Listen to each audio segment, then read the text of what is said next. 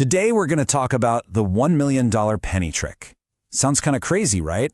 But we're about to dive into one of the strangest, most tempting loopholes in all of modern finance. We're talking about a trick that could, in theory, turn a single dollar into $1 million. So imagine this. What if you could turn $1 into $4? Like instantly. I want you to forget everything you think you know about making money for a second, because what if I told you there was a way to quadruple your cash right now with a process that's pretty much a sure thing? And no, we're not talking about some crazy new crypto coin. And it's definitely not some complex Wall Street trading scheme. The secret is, well, it's a lot more real than that. And honestly, it's shockingly simple. That's right, it's just pennies. The secret is hiding in plain sight. You probably got some in your pocket right now, or in that change jar on your dresser. It all comes down to the humble, everyday penny. Okay, so here's the key. You've got to understand the difference between a penny's face value and its metal value. You know, the government says it's worth 1 cent. That's its face value. But the actual metal inside the penny, well, that tells a completely different story. All right, look at this. The face value is what it says it is, 1 cent.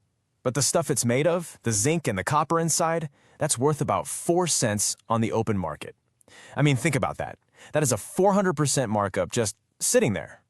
So, let's play this out. Let's imagine we've got a hypothetical penny money machine. Step 1, you take $1 and buy 100 pennies. Step 2, you melt them down. Step 3, you separate out the copper and the zinc. And step 4, you sell the raw metal. Boom, your $1 just turned into $4. Seems pretty easy, right? But what happens if we don't stop there? This is where it gets wild. This is the magic of compounding. You take that $4, you buy 400 more pennies, and you do the whole thing again. Now you've got $16. Do it one more time and you're at 64. I mean, with every single cycle, your money just quadruples. You can see how this escalates, and it escalates fast. So, okay, what if you ran this little money machine just 10 times? You know, starting with that one single dollar bill. Where do you think you'd end up? Over $1 million. $1 million. To be exact, $1,048,576 from a single dollar and a bunch of pennies. It is absolutely staggering when you think about it. I mean, it sounds like you found the ultimate cheat code for life, right? A system for creating free money, infinite profit. It really feels like you've just hacked capitalism itself. And that's exactly why this isn't a get-rich-quick scheme. It's a federal crime. The U.S. government stepped in and made this whole thing completely, totally, and very, very seriously illegal. There's a great line from the source material that just sums this up perfectly. You haven't invented a path to riches, you've just invented, and I quote, a federal-level career path you really don't want. And the penalties are no joke. We're talking up to $10,000 in fines, up to 5 years in federal prison. And yeah, this applies to melting nickels too, because sometimes their metal value is higher than 5 cents. This isn't just a slap on the wrist, people. It's a literal felony. Okay, so this raises some pretty big questions, right? If this is so bad that it's a felony, why is it even possible? Why does this loophole exist in the first place? So that brings us to the government's dilemma. The big question is, why is this illegal? And why hasn't the penny just been changed? Why not just fix the problem instead of making it a crime? Well, to really get why the law exists, you got to look at history. This is not a new problem. For centuries, anytime the metal inside a coin becomes worth more than the number stamped on its face, well, people start to act in a very predictable way. Here's the thing. People stop behaving like good citizens. Instead, as the quote goes, they behave like economists with blowtorches. They stop seeing the coin as money, and they start seeing it as a chunk of metal they can sell for a profit. And the consequences of that are very real. If everyone started melting down pennies, they'd just disappear from circulation. That would create huge coin shortages, making it a nightmare for businesses to make change. And on a bigger scale, if people lose faith that a coin is actually worth what it says it is, that can start to destabilize the whole economy. So the law is there to prevent that chaos. And this all brings us to something we can call the pennies paradox. It's this really fascinating story about inflation, the metal markets, and the whole strange nature of what money even is. So I want to leave you with this question. When a coin is worth more dead than alive, when its metal is worth more than its face value, what does that really say about money itself? A penny is just an idea, right? The idea of 1 cent. But it's also a physical thing, and when the thing becomes more valuable than the idea, what does that say about the trust we put into our money every single day? Now, that's a question worth a lot more than a penny. Okay, so let's dive right into a strange little puzzle that might be sitting in your pocket change right now. Did you know that it could actually be more profitable to destroy a US penny than to, spend it? But here's the kicker. It's a federal crime to do that. Why? What's going on here? And really, it all boils down to this one kind of mind-bending question. How on earth can the raw metal inside a 1-cent coin be worth more than 1 cent? It sounds impossible, right? But believe it or not, it is absolutely true. Yeah, the math is, honestly, it's pretty surprising when you see it laid out. The face value obviously is 1 cent. We all know that. But, and this is the crazy part, depending on the daily market prices for metals, the actual zinc and copper inside that penny can be worth anywhere from 2 to almost 4 cents. Think about that. You are literally holding something in your hand that's worth more as scrap metal than it is as actual money. So, the big question is, how did we even get here? How did this happen? Well, to figure that out, we've got to look at what's actually inside a modern penny. Because, you see, it's got a little secret. A lot of people think pennies are made of copper, but they haven't been solid copper for decades now. Since 1982, in fact, they've been mostly zinc. We're talking 97.5% zinc, with just a super thin copper plating on the outside. And that change, that's the key to this entire puzzle. This whole paradox was basically created by a perfect economic storm. Over the years, you had two things happening at once. First, the prices for industrial metals, copper and zinc, they just shot up. And at the exact same time, the purchasing power of the US dollar was falling. So what's the result? You guessed it. The stuff the coin is made of became way more valuable than the number stamped on it. Now, this whole situation might seem new and weird, but it's really not. In fact, there's an economic law that's centuries old that perfectly predicts what we humans do when something like this happens. It's called Gresham's law. Okay, so the formal definition of Gresham's law is the principle that bad money drives out good.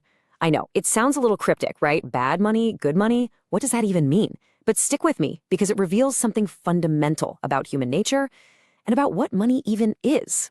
So let's break that down. What is good and bad money? It's simple, really. Bad money is the currency that's made of cheap stuff. It has low intrinsic value. Good money is the opposite. It's made of valuable stuff. So in our penny example, the modern penny with all that valuable metal inside, that's actually the good money. Kind of ironic, huh? Okay, here's how it plays out in the real world. Just imagine for a second, you have two different types of coins in your pocket. One is made of cheap metal, the other is made of valuable metal, but they're both worth, say, $1. Now, when you go to the store to buy a coffee, which one are you going to spend? Come on, be honest. You're going to spend the cheap one, right? Of course. And the valuable one, you're going to stick that one in a drawer. You'll hoard it. Or maybe, just maybe, you'll think about melting it down. And just like that, the valuable, good money disappears from circulation. And look, this isn't just some abstract economic theory. This is a pattern that has repeated itself all throughout human history. This exact same scenario has played out again and again and again, and sometimes the results have been pretty disastrous. You don't even have to look that far back. A perfect American example happened back in the 1960s. Did you know that dimes and quarters used to be made of 90% real silver? Well, when the price of silver skyrocketed, everybody suddenly realized their pocket change was worth way more as raw metal than as, money. So what happened? People started hoarding them, melting them down, and pretty soon you just couldn't find silver coins anywhere. They vanished. And by 1965, the government had no choice but to switch to the cheaper metals we still use today.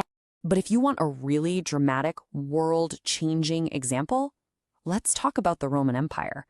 Roman coins, when they started, were almost pure silver. But over hundreds of years, the emperors kept cheating. They diluted the coins with cheaper and cheaper metals to pay for wars, to build palaces, and you can see what happened. The silver content just completely collapsed over time. And what happens then? Well, eventually, the citizens of Rome totally lost faith in their own money. It was worthless. They just stopped using it. People went back to bartering, trading chickens for bread. And here's the lesson. When people stop trusting their currency, the entire economy, it just grinds to a halt. So, this all brings us right back to our humble little penny and the really important lesson it has to teach us about what money actually is. Because, see, this whole thing with the penny, it's not just a fun little trivia fact. It's a symptom. It's a sign of a much deeper truth about what gives any currency its value. And what is that? In a word, trust. Okay, so now we can finally go back and answer our original question, but this time we get the stakes involved. Why on earth would the US government make it illegal to melt down a simple 1-cent coin? The answer is because the government knows Gresham's law. They know exactly what would happen. If melting pennies were legal, you'd see a totally predictable chain reaction start immediately. People would start pulling pennies out of circulation by the millions, maybe billions. That would cause massive coin shortages everywhere. Think about trying to make change at a store. It would cripple retail. At the same time, the US Mint's costs to make new pennies would just explode. It would be, well, it'd be total chaos. You see, it all comes down to one fundamental, non-negotiable rule. For any currency system to actually work, the coin or the bill has to be worth more as money than it is as a pile of raw material. The second that flips, the second the metal is worth more than the money, the whole system breaks down. This whole story about a tiny little penny really forces us to ask a much bigger question, doesn't it? What is real value? What actually holds value over time? And history is pretty clear on this. While currencies can be incredibly fragile, true lasting wealth is usually found in tangible things. We're talking about assets like gold and silver, land, productive businesses, things that can't just be printed or inflated away. It's so easy to confuse the symbol, the dollar bill, the coin in your hand, with the actual substance. But money is just the tool. It's the claim check. Wealth is the real stuff. It's the goods and services you can actually get with that tool. So when you boil it all down, the real takeaway here isn't about some weird get-rich-quick scheme with pennies.